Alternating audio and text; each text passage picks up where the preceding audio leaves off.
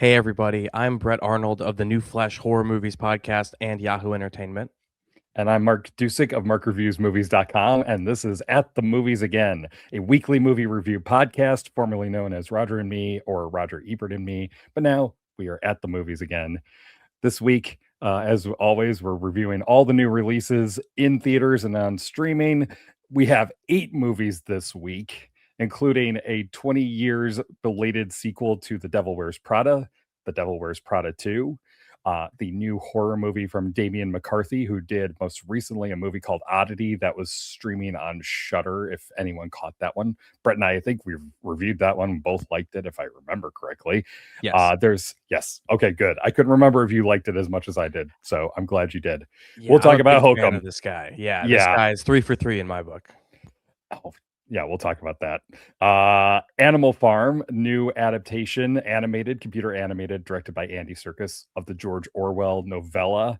Deep Water, a Rennie Harlin disaster/shark movie, which does exactly what I just described it as. Whether or not it's any good, we'll talk about that.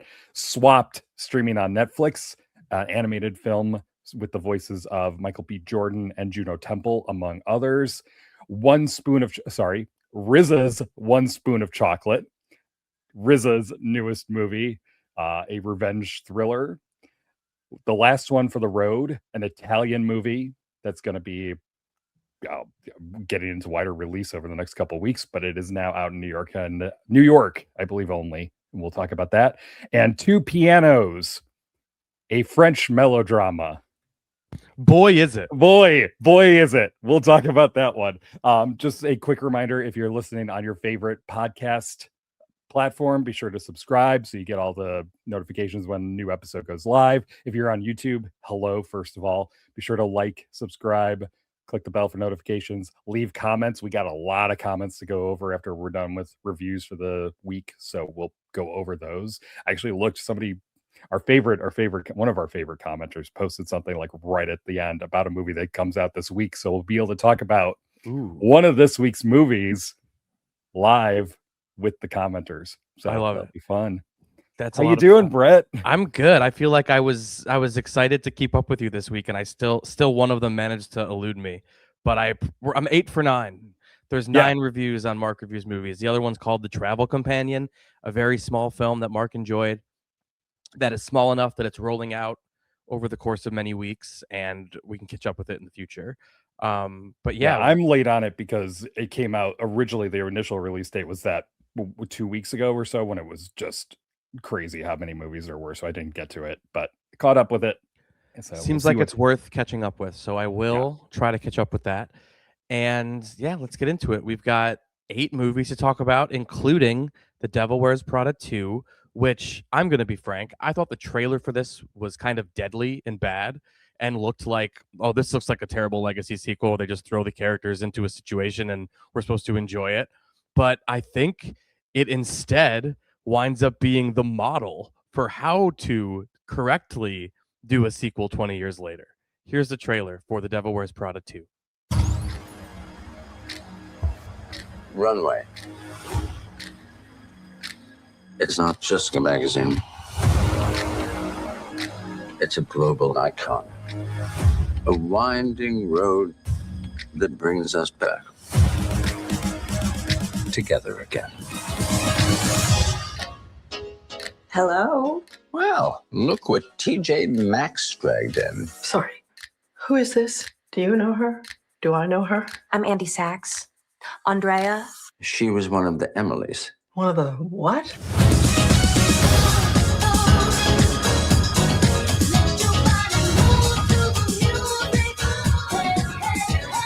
What a concept. If your movie has scenes in Paris or somewhere else abroad, you should go there and take cameras and film there. I feel like this movie just gets so many little things like that right, that I was just so surprised by how competent and good and smart and clever and actually about something in a way that the original just isn't. So I'm like, is this a sequel that's actually better than the original because it's has grander ambitions than the original?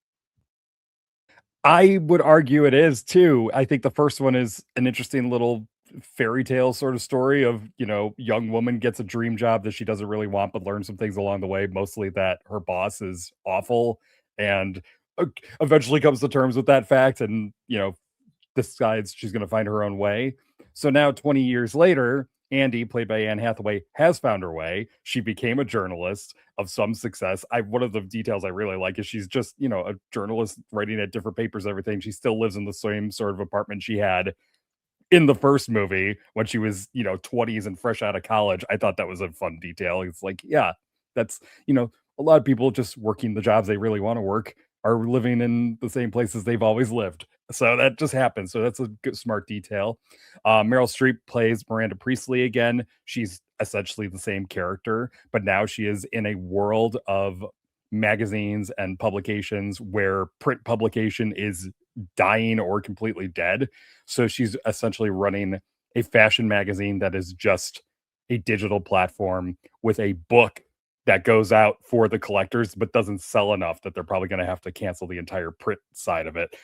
It's really smart about the way that it incorporates all of its characters into this story that is about journalism, about the current state of journalism, which is not something I was expecting from a movie that the first movie doesn't even seem to bother with the fact that it is a publication that is running stories and doing things. It's just, we're going to focus on the bickering. Yeah, and it's like all a of this workplace stuff. comedy where the workplace, Yeah, exactly. It could have been anywhere, I guess. It could have been anywhere. Exactly. Yeah. This one feels as if it's actually telling the story of this specific place and how they're dealing with the current climate or not dealing with it.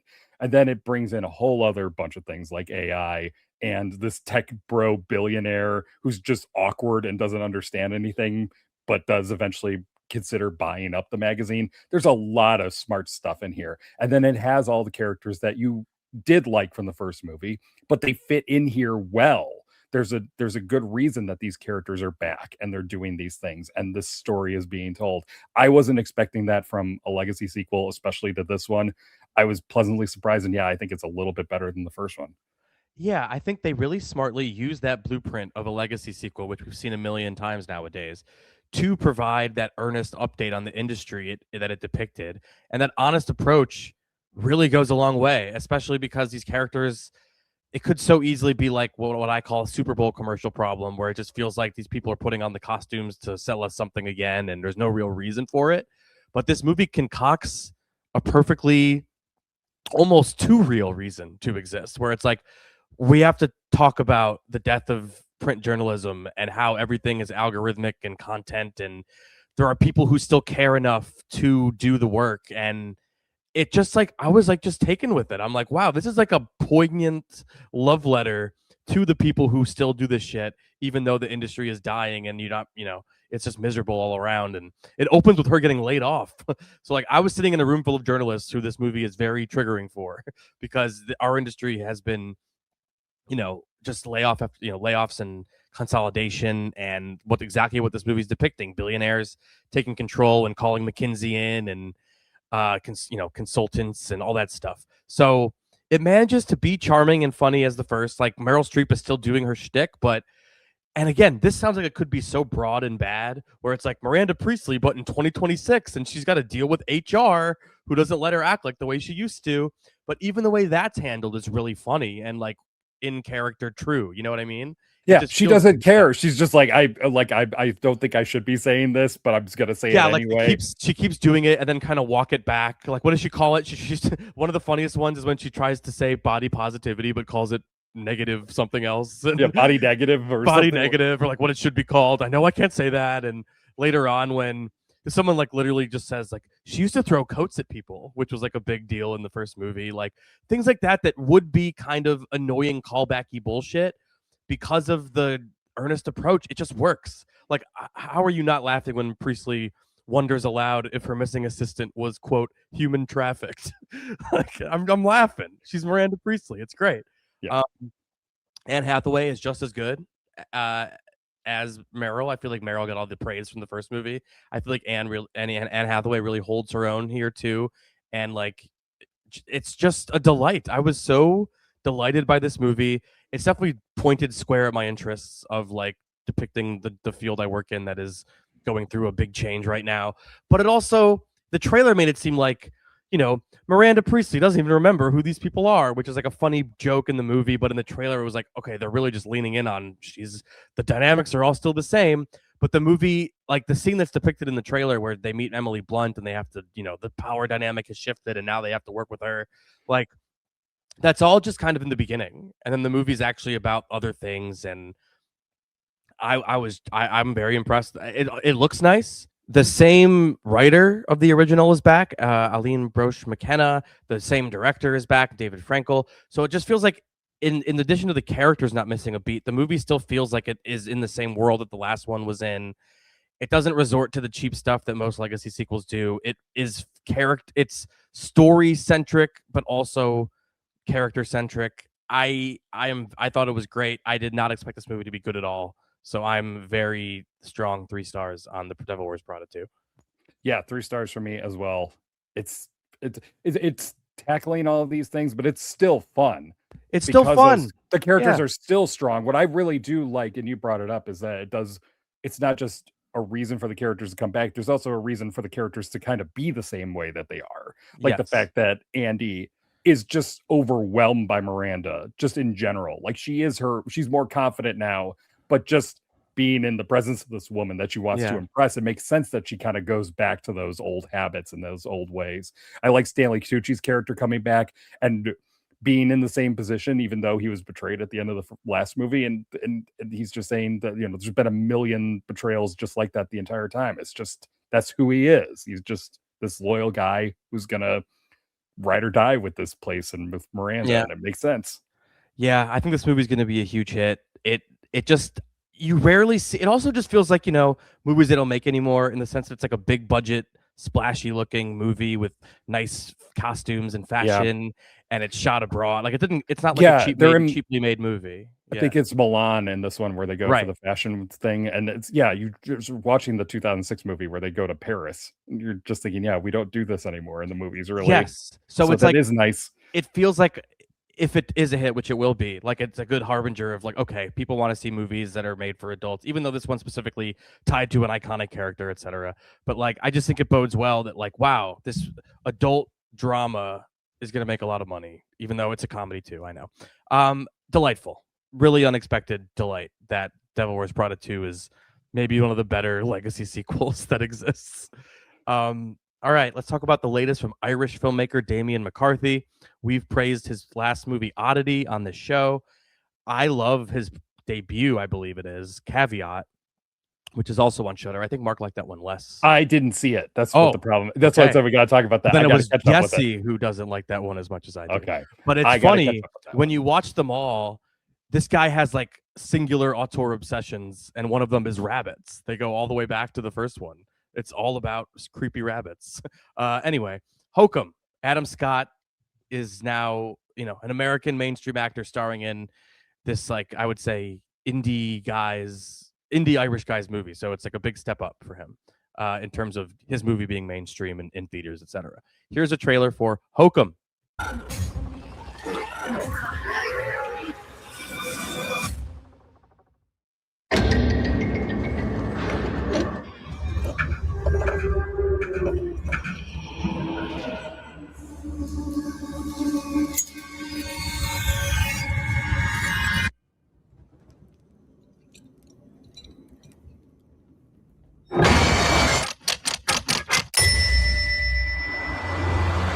First time in Ireland. My folks came here for their honeymoon. Always wanted to come back. Why didn't they? I don't know if you've noticed, but there are some oddballs walking around this place. There are worse things than strangers out there, Yank. All right, Mark, tell me about Hokum.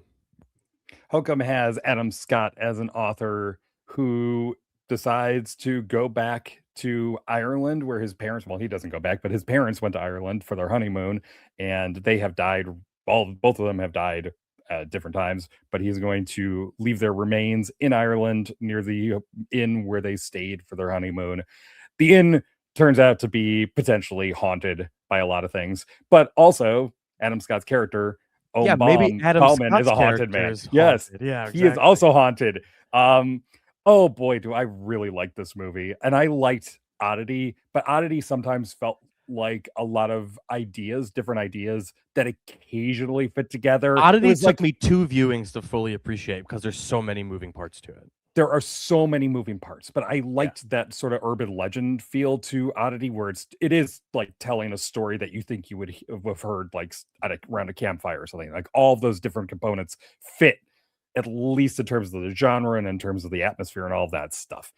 Hokum, at the start, it feels like it's doing the exact same thing with like a jump scare at the top. It does an entire thing of recreating his book, the epilogue to his book. It's telling that story and trying to fit that in. Love that. Oh, it's It's you get so to the dark end. and gets at his inner fucked upness or whatever you want to Yes. say. Yeah. You get to the inn. There's potentially ghosts of the inn. There might be a witch hanging out in the honeymoon suite now. There are so many components that I started to feel as if, oh, this is another one where it's just going to be a lot of scary stuff, a lot of different ideas that, kind of fit in maybe. Nope. McCarthy somehow in this one finds a way to tie them all together in a very clever way, and doesn't sacrifice what the movie is trying to do, which is be a scare machine. And it's a really effective one because it has Right first from the off, beginning, in fact. right from the beginning. Yeah. But the location is great, especially when it gets to that honeymoon suite, which is decrepit and full of dust and just looks terrible. And there are so many different things going on just within the honeymoon suite. And also it's working as a character study about this guy who is a man who is haunted by something that happened in the past, and how that has affected his outlook on life, and how he's cynical and he's trying to figure out his way. And he's going through this while all these scare things are going on. It's just really well done. I'm curious, and I want to get into spoilers because it is a spoiler, but like, what did you think about a late in the game reveal that is supposed to make you like rethink what occurred? I guess is how I would say, because I feel like I think a misdirect, I believe. Are you talking like right at the very end? Yeah, I'm pretty sure it happens. Right I think that worked perfectly because there's the potential for a supernatural element in the movie, but I think that like if you just did assign it to, it's just ghost, it's just this, it's just something, that I think that kind of limits it. But I think opening up to the possibility of what it does at the end, where there is a potential explanation. There's an explanation that's like, okay, well, this is why it could be internal and also external. Like, yeah, I think it leaves it up in the air because I don't want to say obviously. I know I've seen a lot of people be like, oh, I was loving this movie, and then it came at the end with this revelation that it totally ruined it for me. And I'm like, no, I think it works perfectly working with what he's getting at in this movie, which I don't want to, even this feels like it's getting into spoiler territory, but I don't know. I do think this is ultimately a horror movie that could be described as an extended metaphor for trauma and grief. But yet it transcends those trappings. But like, why? I guess is my question for you. Because we talk about movies like this all the time. But this movie, is it because it cares enough to craft those incredibly effective jump scares as well as the fucked up imagery and pair that with the story? Like, I'm just trying to understand why we often will say this is a personal metaphor. It's a metaphor for grief. It sucks. Like, why is this one good? I guess. I think because this one is actually doing that story, but it's also doing the other horror story going on, and it's also doing a murder mystery too on top of it. It's doing a lot of things. This guy loves spinning plates. Like, that's what Oddity was a million times over. Was like, that movie Oddity might have the best scary movie opening in ages. In the decade or whatever assignment you want to give it. The opening of Oddity is its own little scary movie. And then like a whole nother movie happens about something else afterwards, which is like, I think confounding for many, and including myself the first time. But you're right. This one is kind of more streamlined while also having several layers to it.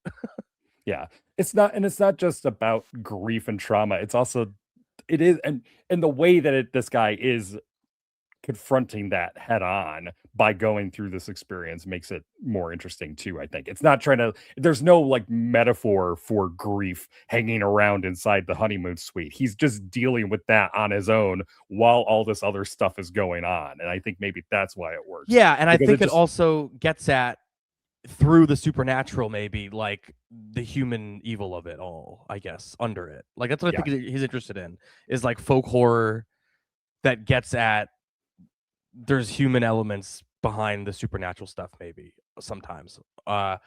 Yeah, it's a great movie. I actually begged them to send me a link so I can watch it again before I speak about it on Sunday on the podcast. I loved it so much. I'm with you. 3.5 stars. I don't think we gave Adam Scott enough praise though, because I didn't know how badly I needed a horror movie starring Adam Scott as a completely sarcastic asshole whose every interaction is so cringy you're laughing out loud at how awful of a person he is.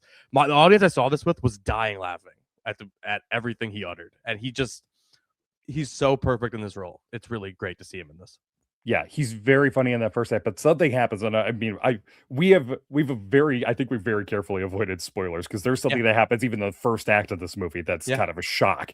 But I think after that moment, that his performance does turn in a way too. It is a very funny and cutting performance at the beginning, but I think it's a lot more nuanced than just that, because by the end you are understanding this guy and why he sees the world that way, and watching all of this, it is a really good performance. Really great performance. I think everyone knows Adam Scott as more of a comic actor. I guess that's not true anymore with Severance, but he really shows that he's got it all, but also just like that. I feel like he's playing on the fact that we know him. There's something to the God, this guy's such a not everyone would sell the shit that he's selling as actually laugh out loud funny, and it's amazing that he's able to do it. I think it's just because we all know his droll sense of humor already, like from his movie roles. Like, I don't know what it is, but there's something about he can just say like a not that funny thing sarcastically to somebody, and you're like, Jesus Christ, this is so fucked up. I was kind of mesmerized by how good he is in this. Yeah, he is very good. I really liked Hokum as well. 3.5 stars for me too. 3.5 for both of us for Hokum. Check it out, you guys. It's a neon movie. It's in theaters right now. Check it out. And then check out Oddity and Caveat, which are both on Shudder. Go all in on Damian McCarthy. Yeah, and Caveat I've noticed is on other platforms. Oh, cool. Too. So yeah, it's very minimalist and cool and scary, and he's great. 3 for 3. All right, let's talk about Andy Serkis's Animal Farm, a movie that he wanted to make since, I believe, 2011, when he portrayed Caesar in Rise of the Planet of the Apes. While he was making that, he said, now is time to use this technology of motion capture to do a modern retelling of Animal Farm. And that got away from him.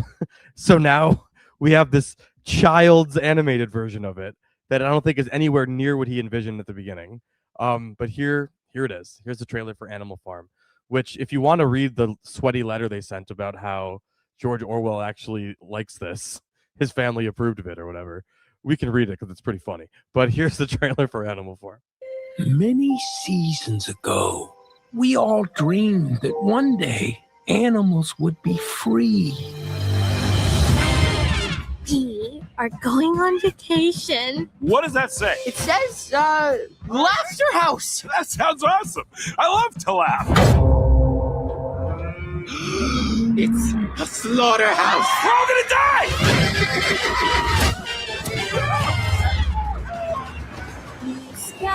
We did it! Animals run the farm! Freedom!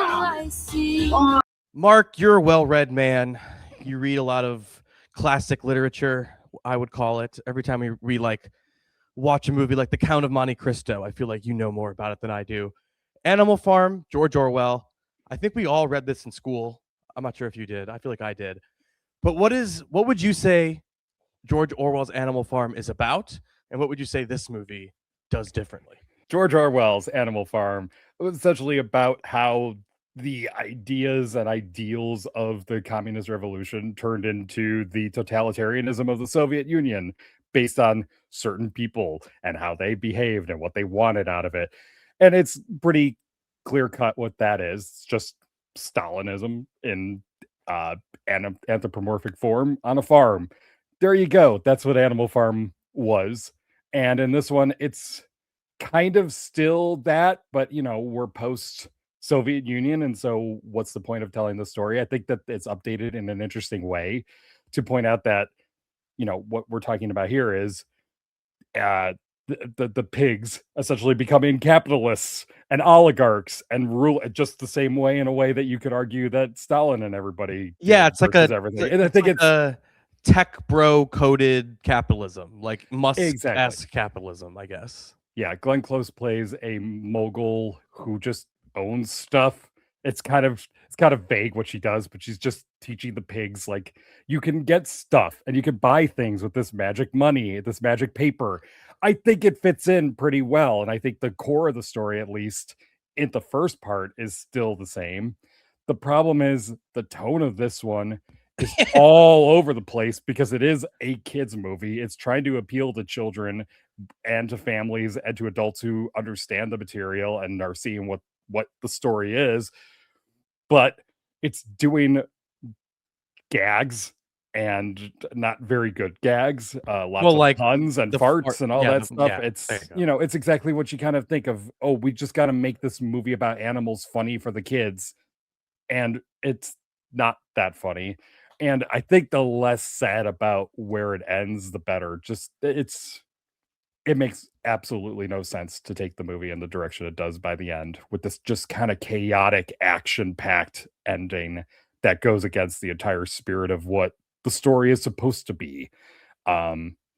Yeah, it's disappointing because I think it looks pretty good. It does have that sort of unsettling look, and I think that might be intentional. I think people might say it's just because the animation is cheap at times. That's what I thought. But I think it kind of works with it because it is sort of it looks real, but also just not quite. Like the horse doesn't look quite like a horse. The donkey doesn't look quite like a donkey. Well, if we're going to talk about like cool animation, wait a couple movies. We'll talk about Swapped. I think that movie had some cool ideas visually. Yes. But this one just didn't make much of an impression other than me being confused by the wild tonal swings and being like, well, who is this ultimately for? If you're trying to thread the needle between high-minded George Orwell adaptation that's trying to teach a lesson about revolutionaries or whatever, and a barnyard animal kids movie where they're farting around, and it doesn't really toe that line well. It just kind of exists in both forms at the same time. Right. Yeah, that's the big problem with it, is like it might have worked as a straightforward adaptation of Animal Farm, even with the updates to make it more relevant to modern society and modern culture. I think it might have worked that way, but once you start turning into broad comedy and then whatever that ending is doing, it doesn't work. The voice cast is impressive. It's Seth Rogen, Woody Harrelson, Glenn Close, Kieran Culkin, Kathleen Turner, Laverne Cox, Steve Buscemi, Jim Parsons, Andy Serkis himself, who directed and wrote it. Did he write it? I'm not sure if he wrote it. No, Nick Stoller. Nick Stoller actually wrote it. Yeah, which is crazy because Nick Stoller is a beloved comic screenwriter who wrote. His credit that I think most people will know is Forgetting Sarah Marshall, but he also was like the guy for a minute, right? Like, didn't he also write Get Into the Greek and like Neighbors and Bros and The 5-Year Engagement? He's like if I were, it's an interesting choice to write a modern kid-friendly comic adaptation of Animal Farm, but I just don't think even he couldn't thread that needle correctly of trying to do it all. I don't know where the issue lies, but I feel like part of the issue lies with the fact that Serkis was trying to do this for several years at several different places, including at one point at Netflix, and then it just like got away from him, and now it ended up like this. I feel like you have to imagine, especially when you read the interviews with him, this like isn't what he wanted to make. He wanted to make like a very serious, dark thing. And this movie has those elements to it because the story is inherently dark, but this movie like is all about like brightening it, I think, for children. Yeah. So it's confusing, and I bet he's not. I can't imagine Andy Serkis is like, yes, this George Orwell animated Animal Farm is exactly what I wanted to make when I had the idea in 2011. 2 stars for me for Animal Farm. Yeah, you have to make concessions and sacrifices. I think it makes way too many, and that's unfortunate. 2 stars for me for Animal Farm. We didn't mention in the voice cast Gaten Matazzaro from Stranger Things and Pizza Movie roast recently. You could say this maybe is one of the hidden phases of the drug from Pizza Movie. Yeah, you imagine the whole movie is just one of the hallucinations. That makes it go over way easier for me. Yeah, it does. Extended Pizza Movie bit. That's good. I like that. That's my headcanon for Animal Farm now. Next up, you're gonna be surprised by who's on this movie's side and who isn't. I think. This is Rennie Harlin's Deep Water. Rennie Harlin is coming off of just a horrible run of the worst movies in the world. The Strangers trilogy that was supposed to come out 1 month after the other, and then it took like several years because they reshot the second one and because the first one was so poorly received. Anyway, Rennie Harlin was once a name, was he not? Like he was once like directed Die Hard 2. He directed Die Hard 2. He directed Deep Blue Sea is the most relevant one here because he's going back to doing a shark movie. But my point is Rennie Harlin's had a tough, I think 20 years or something, like where he's been doing movies abroad and now he came back and is doing American stuff, but it's all really, really low rent. And this was kind of a return to form in that, like, I feel like the plane crash sequence in this movie is really good. And then they spent all their money there and then they ran out of it. And then the rest of it happens. Here's the trailer for Deep Water. Looked like you wanted to take a swing at me over that flap check. Isn't that how you got bounced out of the Air Force? That senior officer had it coming. You're annoying. You're now free to move about the cabin. Where's Mom and Dad? You're back there. Dad? Way out of your league. Oh, wait, what if I've got a great personality? You don't.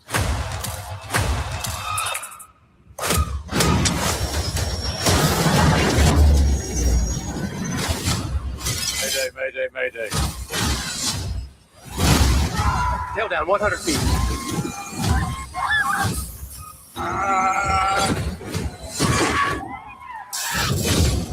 you can't do that! You worried about this? Even the trailer is just like, look at this awesome plane crash sequence we put together. And it is awesome. I have plane crash dreams almost every night. It's a weird fear I have. I hate flying. So it's a great sequence that really makes you feel like what would actually happen in that scenario, where like bags would be falling on people's fucking heads and that's how they die, or like the seat comes up and you hit your face on it and that's how you die. Like it was surprising all the fun ways people die during that sequence. And I was really with it. And then by the time they get into the waters with the sharks, which is again, great premise, plane crash movie, works half an hour probably of that. And then shark movie where they're trying to survive in this water. And some of them are in a plane where it's like, there's an air pocket. It's well conceived. It's a good idea. I just think once they get into the water, it becomes like any other cheap shark movie where I'm just like, this doesn't look very good. And I didn't really have any of those moments through the rest of the movie where I was like, this is a well-made sequence, where I really felt that in the plane sequence. I just found that the momentum of that plane crash, because it is very scary, and it feels like it must be 15 minutes long or something. Like, it's like those little details you bring up are just terrifying. And I'm also not a fan of flying. So I would, if I could make a list, and I probably could if I really thought of it, of the best plane crash sequences in a movie, this would be in the running, I think, just because it is doing so much stuff.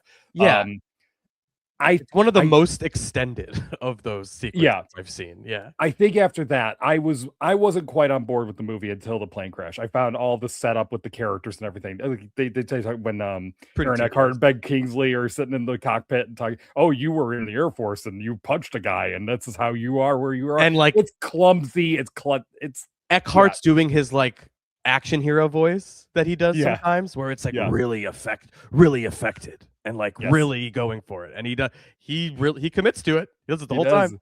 He does. I found some of that stuff awkward and just screenwritery, but once that plane crash happens, the movie had me, and it just carried me through. And I liked the shark stuff enough that I think that the survival story, which was interesting enough, there were times I thought, maybe does this movie really need sharks? And I thought, well, yeah, it kind of does. It's too much, but it's just enough too much maybe for it to work. I did enjoy it, and I think it's mostly because of that plane crash sequence. I don't know what to say. It's so well done, and it's so scary, and it got me on the side of all the characters who managed to get through it. I was just wanting them to get through the rest of the stuff with the sharks. I don't know how to explain it. It's a movie that's going for those kind of cheap thrills, and I think it works, and it does exactly what it's trying to do.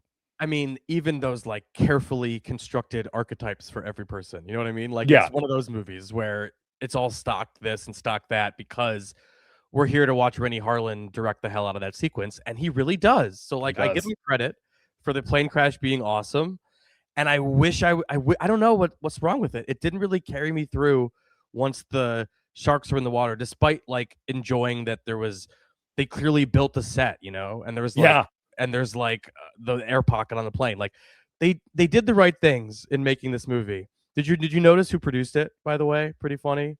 I didn't. It's a Gene Simmons production. Oh, that's Gene Simmons of Kiss Passion Project is this movie. There's a list of like one of those movies that has like 15 producers, but he's the number one. There's a lot of producers now. I'm going through a lot of producers. A lot of them. I didn't notice that in the opening credits. Yeah. I did think Gene Simmons did a good job of shepherding. I don't know who had the idea, what capacity this was his baby, but I think it's like halfway there. That plane crash is really strong. I don't know if I was just too mean to the shark half, or if it's like perfectly competent and I was just overwhelmed because there's nothing bested the plane crash sequence. But it's an affectionate 2.5 for me. Like I'm halfway there. I get that. I did enjoy it. I think it does some interesting things with the sharks too. I don't want to undersell the sharks. There's a lot of sharks in this. It's not just one shark going around. There are different species of sharks attacking all these people in the water. I think it does some neat stuff with that once it goes there. But yeah, I enjoyed it enough for doing exactly what it sets out to do. And 3 stars from me for Deepwater. All right. You know what's a fun fact about me? I feel like we've got a lot of the list of movies you haven't seen. I've never seen Deep Blue Sea. Oh, but you know the big surprise. Yes. Yeah, I know the moment. Like the moment has transcended that movie. It has. And people talk about it as one of the great movie deaths, or like something like, you know, whatever. But yeah, I've never seen it. And as a Rennie Harlin fan, I'm surprised, because I know that's like people say that's like the best non-Jaws shark movie. People really like that movie. It's a fun one. It is a fun one. I haven't seen it. I haven't seen it probably since it came out, so I should probably. It's 99. Revisit. Yeah. For whatever reason, I'm sure I've mentioned this before when we talked about The Strangers. I'm Facebook friends with Rennie Harlin because I tried to interview him at some point. So I just see a lot about him, and he has like a daughter the same age as mine. So I should like reach out and be like, hey man, next time you're in New York, let's have a play date.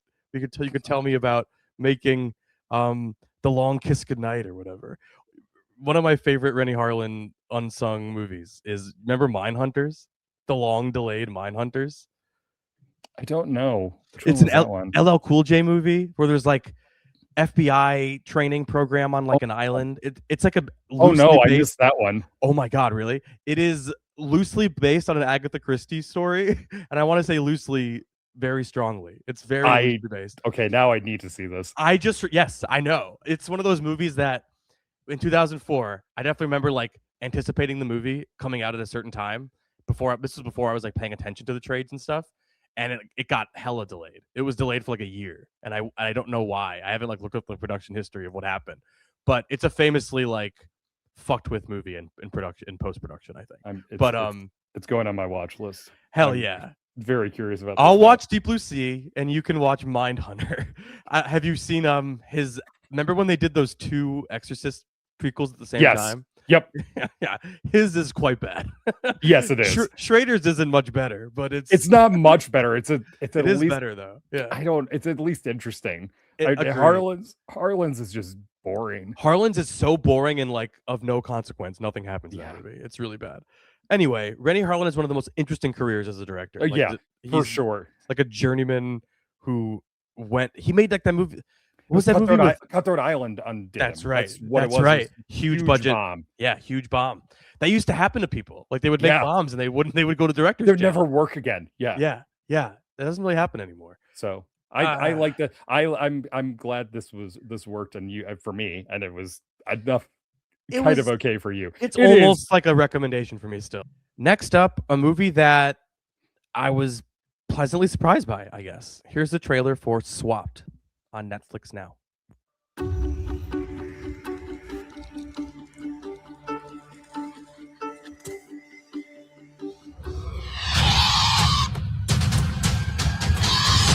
Hi, my name is Ali, and this is just a regular day for me. Saying that the creatures of this valley don't get along is a bit of an understatement. Hey! Big dumb sack of feathers, come and get me, huh? Oh. Come on!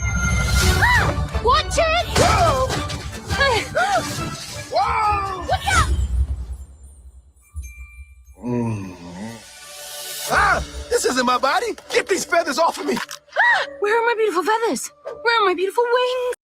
You get the gist. But this movie uses the body swap concept in a way that I think is smarter than most movies that do, because it's like the way the movie's structured, it's about the animal kingdom, and it's about how once the animals found this way to do the body swap thing, that it let them walk a mile in each other's shoes, so to speak, and now they all understand each other and there's harmony.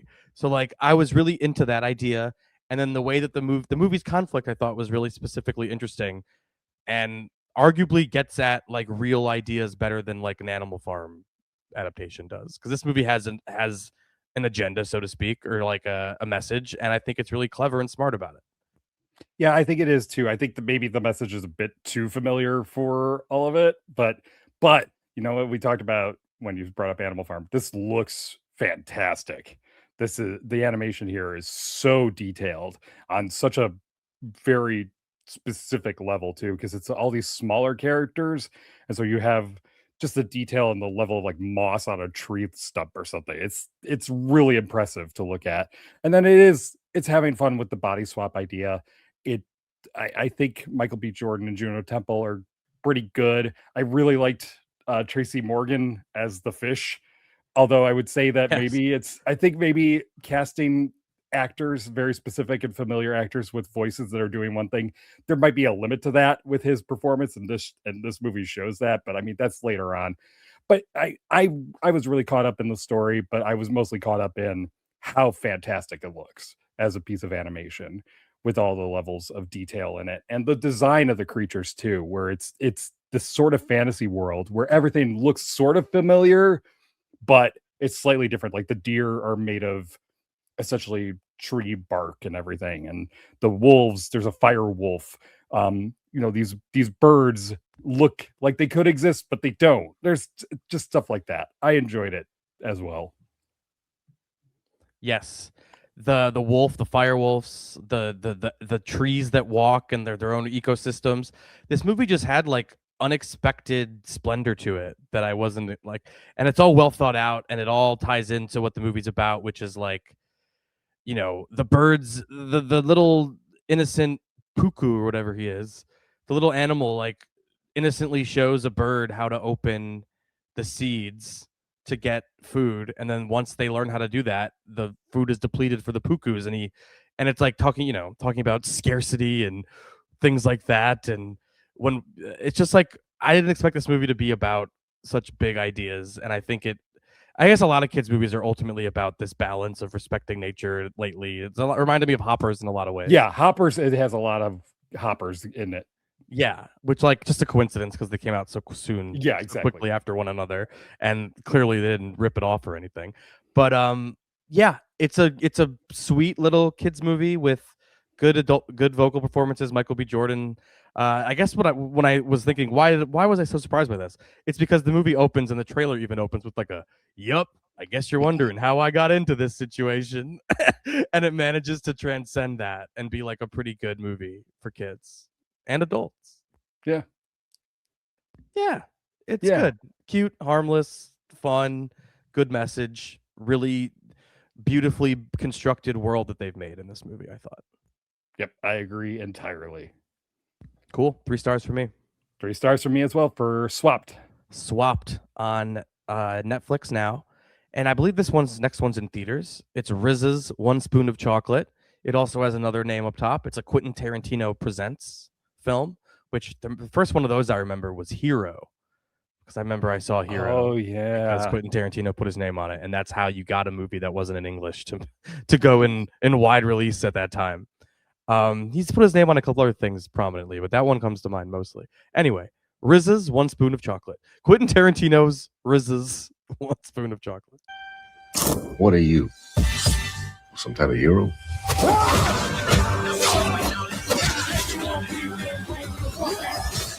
I'm far from that. You got a temper, problems with anger management. I've been working on it.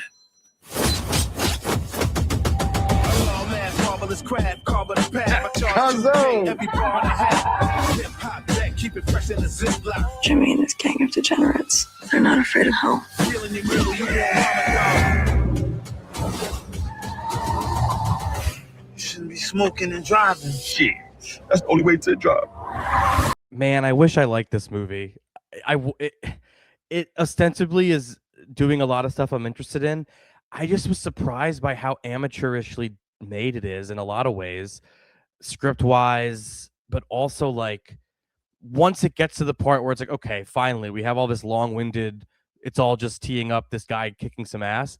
I just also didn't think it like delivered at that part. Like I'm like, these sequences aren't well constructed. It just made it felt like RZA was more of a debut filmmaker than he is, because he's made another movie before. He's made The Man with the Iron Fists. He's made a couple, yeah. He said he's made a bunch of movies since then, or at least a few.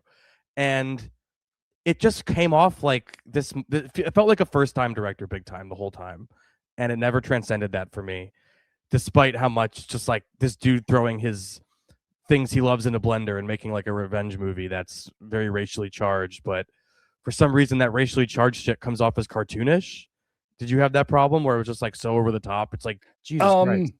Maybe, but also maybe not, because I think I bought all of the stuff at the beginning, and I think it makes those villains, this white supremacist gang, even more threatening than they are just by their existence. Just having that entire angle. It's not, I don't think it's like in the beginning you realize they're doing organ harvesting essentially. Yes. It's over the top maybe, but it feels of a piece with what the movie is getting at, which is to make these people so awful that there is only one choice. It just takes forever to get to that one choice to be fulfilled, which is, I think, the big problem. And then in between that, it's just sort of doing the same stuff over and over again, except you have your hero kind of hanging out in a garage, waiting around for the screenplay to finally get to the point, I guess, where he can go kick ass against the white supremacist gang. I don't know. I think it has a very strong opening, a decent closing, but everything in between it, I don't know. It's just kind of dull, which is not what you want out of this kind of movie, where it is something that big, something building up to something like that action climax. I don't think the build up to that should be quite as dull as it is here.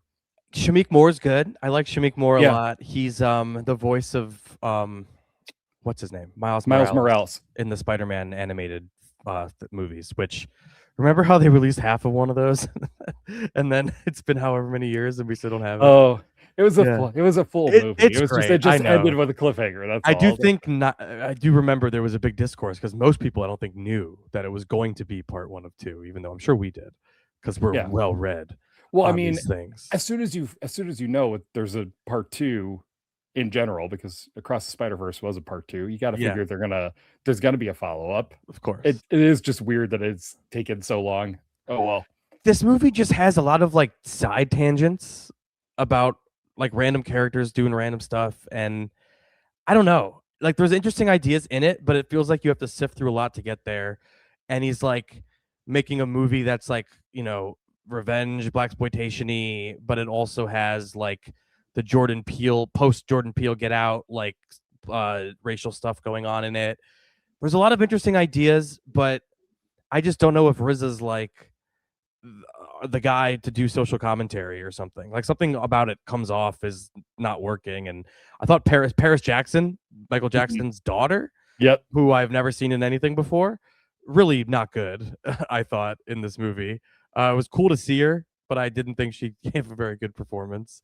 I was just mostly disappointed. It seems like it's, you know, what's a better version of this movie is like Rebel Ridge. I feel like is doing a lot of what this movie's trying to do, but it does it way better.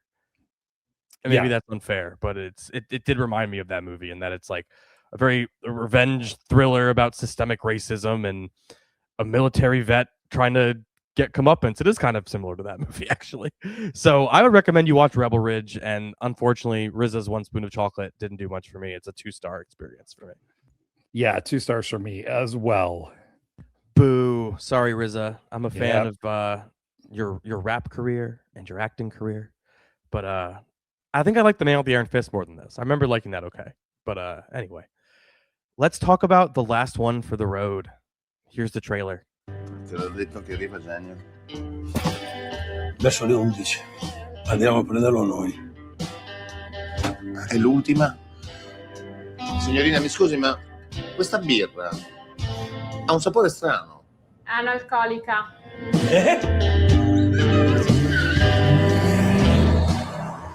Facciamo che andiamo a berci l'ultima a Venezia. Ragazzi, io vi saluto. Ma dove vai giù? A casa? Ma dai. Ma vieni con noi, no? No, veramente, un'altra volta. Dai, non c'è mai un'altra volta. I assume you're going to disagree because you didn't like as much as I did. But this movie made characters that would otherwise be like detestable and not worthy of, I don't know, affection or something.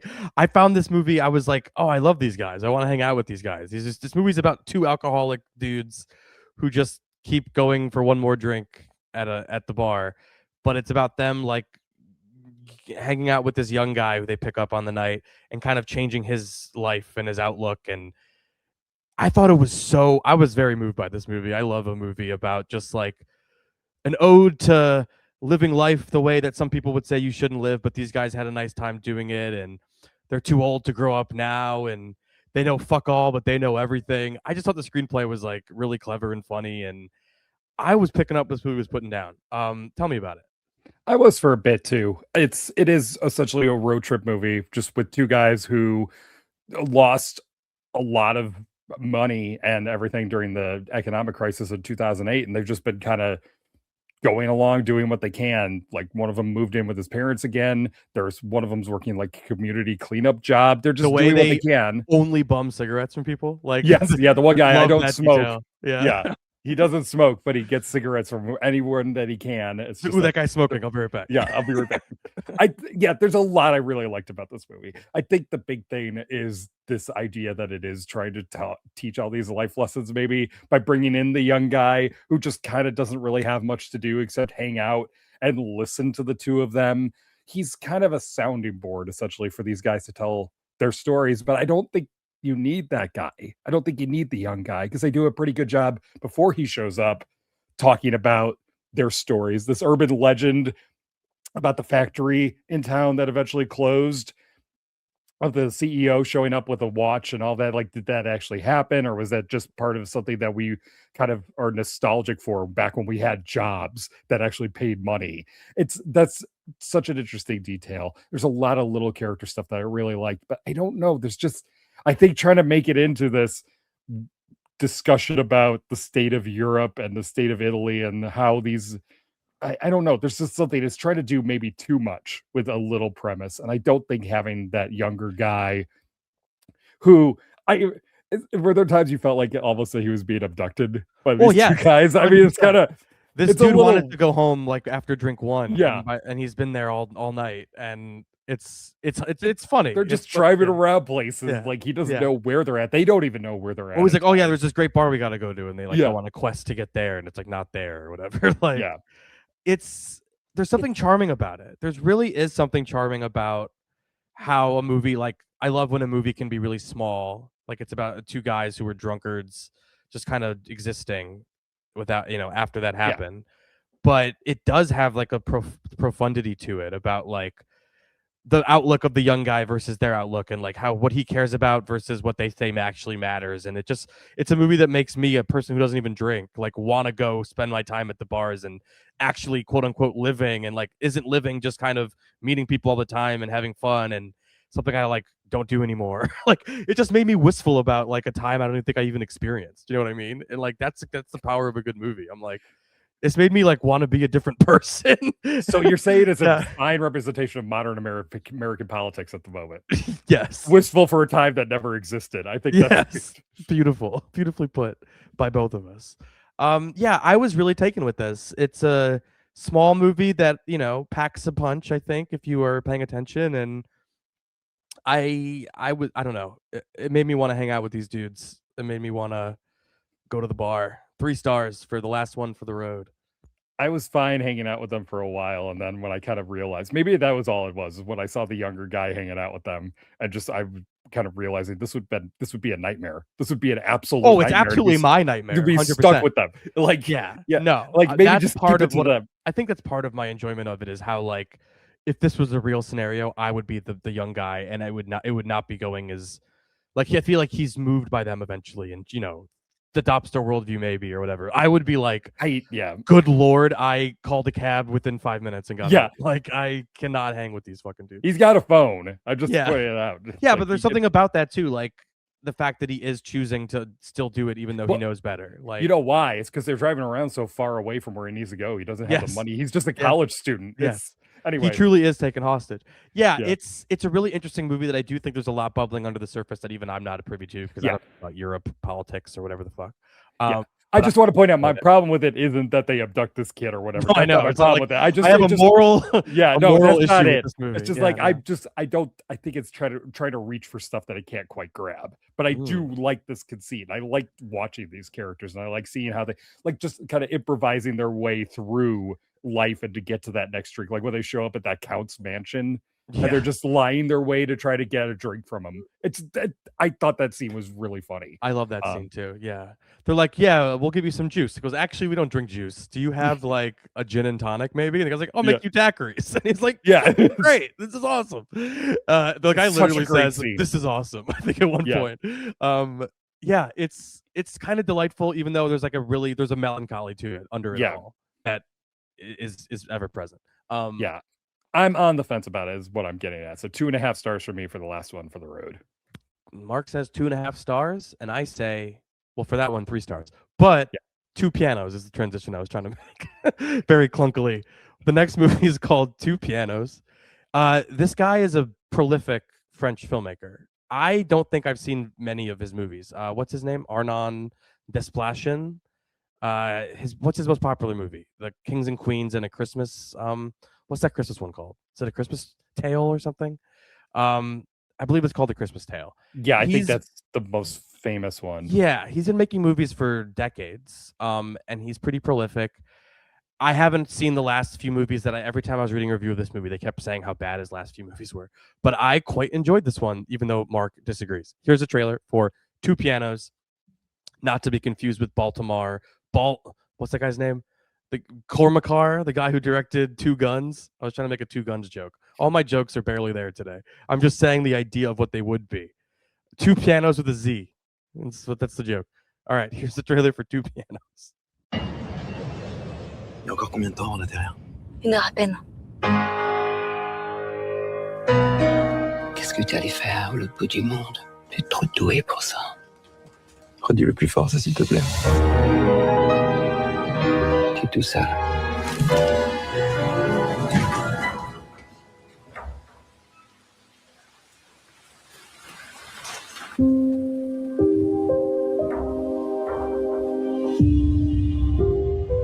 J'ai vu Pierre. C'est merveilleux de te voir, ça fait combien d'années? À l'époque, je vous aimais tous les deux. I feel like I like this movie for reasons similar to the way I liked Eruptia, where I'm like, I understand your issues are probably going to be like, it's so unrealistic. What do you mean that guy just fucking whatever happens to him? Like, it's far-fetched. But there's something about the heightened French melodrama of it all that I was just like, I thought this was kind of great. I really was into it. Tell me about what it is. Maybe you should do it then, because I'm gonna just be like, because it opens with a guy. Yeah. It opens with a guy seeing a woman that he hasn't seen in like 6 years and fainting. Loved it. And, amazing.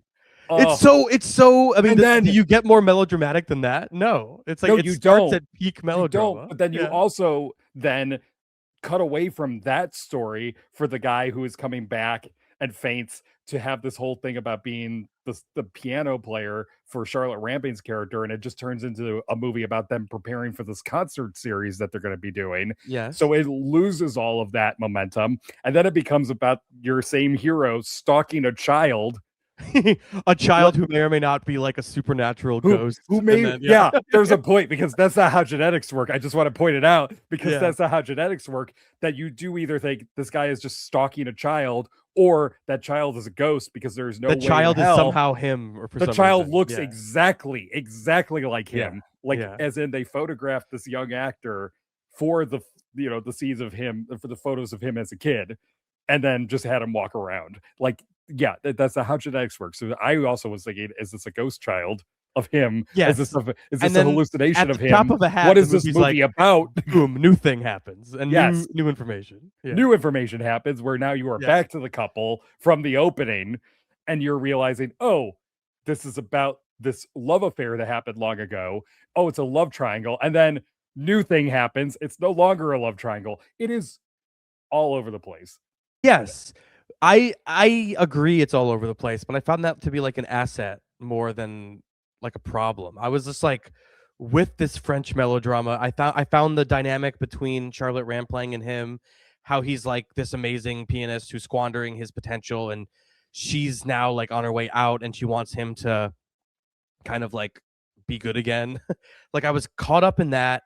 And then there's this story about, it's like it's something about the returning to the hometown that you left for good reason, and like all of it, like there's a reason he went away. We find like just the way information was revealed, I found was really interesting, and it's obfuscated for sure. The way that the camera works and the way that the editing of the movie works, there's a lot of like, it just cuts to something else, and it's like a flashback, and you're not even sure what's going on. Like, I found it very transfixing and interesting the way it was experimental almost in the form, and it's one of those movies where it's like I'm on the level of, there's almost a magical realism to it in the world of the movie, because it's like he arrives and then this shocking thing happens that changes the dynamic right away for these people. So like I was accepting it on that level of like, okay, it's a deeply, I'm just supposed to focus on these characters and their wants and needs, and I was interested in it and I was compelled by it. I don't know if I could explain what I think it's ultimately about or anything, but I thought it was really well made, and it uses, classic piano, Bach and Chopin. It uses great music to great effect. So like I thought it was a good well-made movie that made me want to go check out this prolific French filmmaker who's made probably dozens and dozens of movies. I'm surprised you actually had an idea what the characters wanted or needed, because that was another one of my issues, is that they don't seem to even know what they want or need, and not in a good like searching sort of way. If you're doing a melodrama where everything is big, I think you need the characters to know exactly what they want, so they go for it instead of just kind of lollygagging around, just kind of waiting to see like, oh, I don't know, maybe this could happen, maybe I do have feelings for her, and still, and maybe she has feelings for him, and maybe she knows who the father of her child is, and all this stuff. It's just, I don't know, it feels so wishy-washy about what it's actually trying to be, instead of, I mean, I wish I had felt that way, that it was a very over-the-top melodrama that actually made me feel something. Yeah. I think it's trying to avoid that and be something more serious by introducing all these other elements, and then it just feels like a mishmash of a bunch of different ideas that don't add up to anything. Yeah, I thought it was interesting the way that it just kept detouring into different things, and it ultimately worked for me, even though I understand what you're saying for sure. So I'm 3 stars on Two Pianos. I like that. 1.5 stars for me. Wow. On Two Pianos. Couldn't All even right. get the full 2 stars for the Two Pianos. Hit me with the recap while I go Here let we my go. dog out of the room he needs to be let out of. All right. Please. The Devil Wears Prada 2, 3 stars from both of us. Hokum, 3.5 stars from both of us. So a big recommendation on that one. Animal Farm, 2 stars from both of us.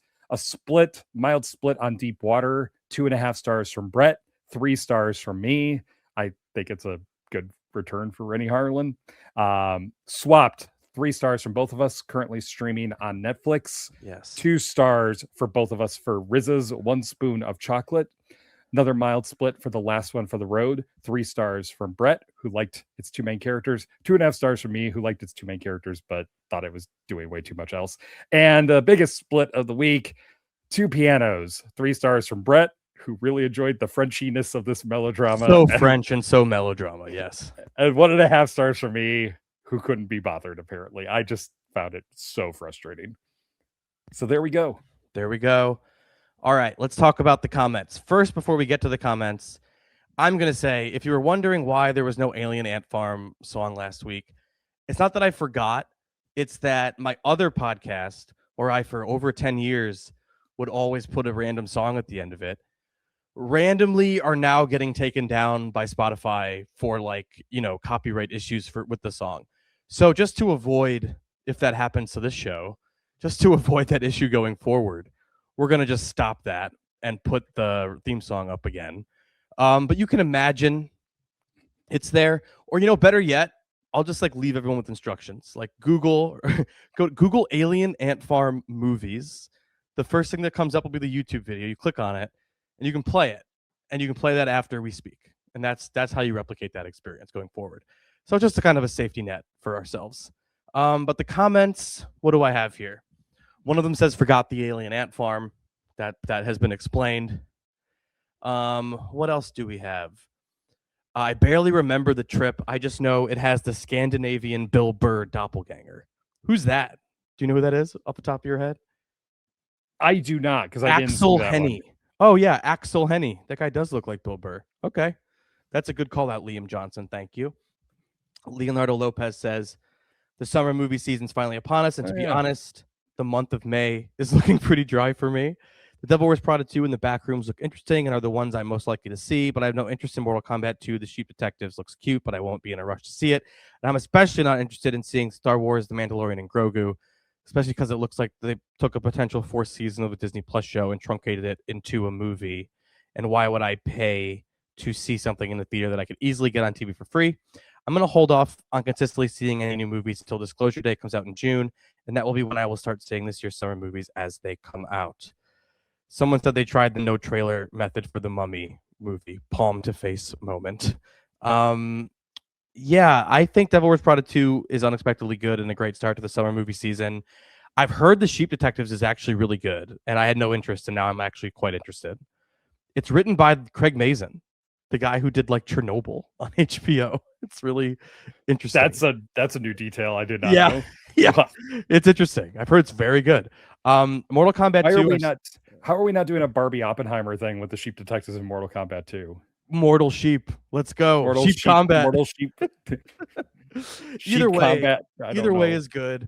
Mortal Kombat Figure that out. Someone else figure that out. I've also heard Mortal Kombat 2 is good, and I think it looks really fun, especially because the first one was so bad. It looks like it's really just really stepping away from how bad that first one was and saying this is a completely different thing, even though they called it the second one. So I'm looking forward to those movies as well.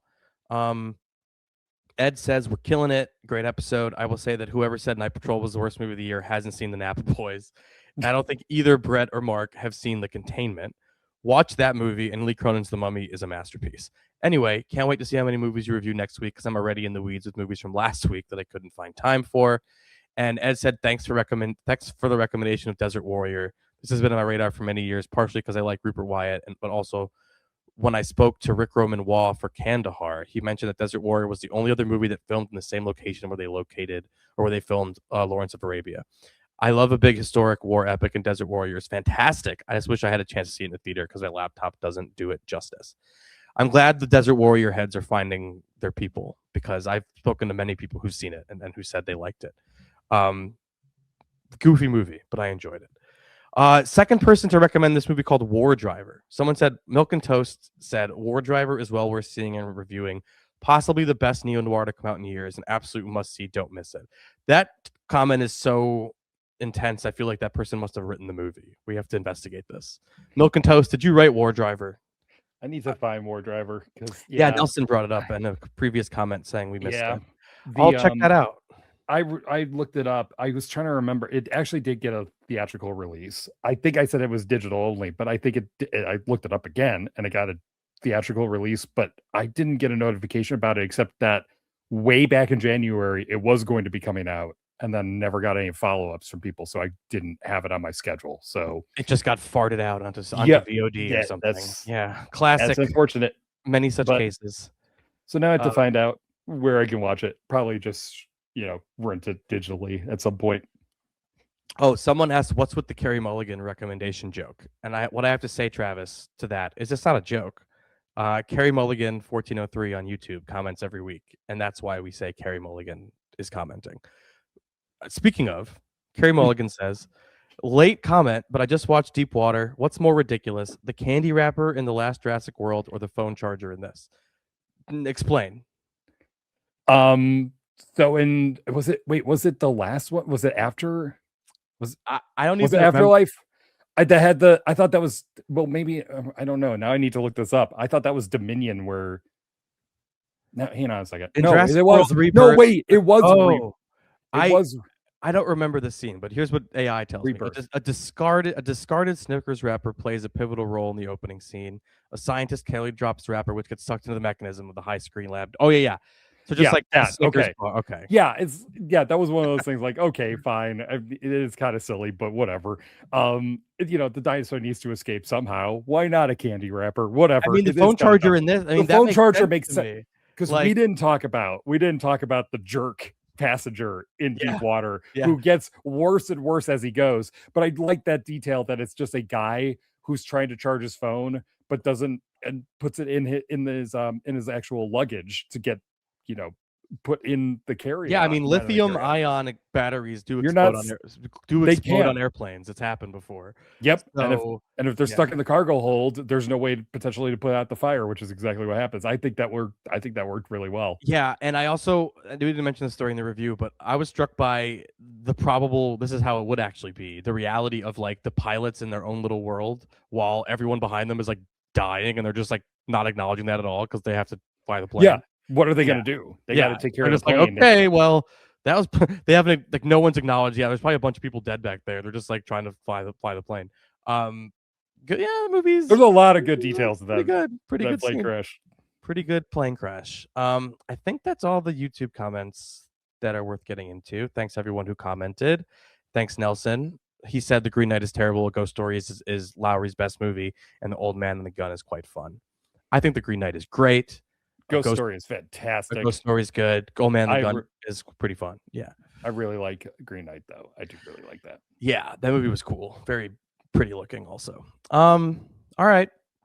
We'll be back next week with a pretty reasonable amount of movies. Mm-hmm. There's 3 of them are theatrical that I can think of. Mortal Kombat 2, the Billie Eilish concert movie, Hit Me Hard and Soft, which the reason I'm interested in is because James Cameron directed this and it's in 3D. So I feel like I have to check out the Billie Eilish concert movie. Billie Eilish concert movie, Mortal Kombat 2, and The Sheep Detectives are all in theaters. There's something called Remarkably Bright Creatures coming to Netflix. And then we've got a Jessica Roth horror sci-fi thing called Affection, which is kind of interesting. So plenty to talk about next week. Anything else, Mark? Nope. All Cool. good here. All right. Bye.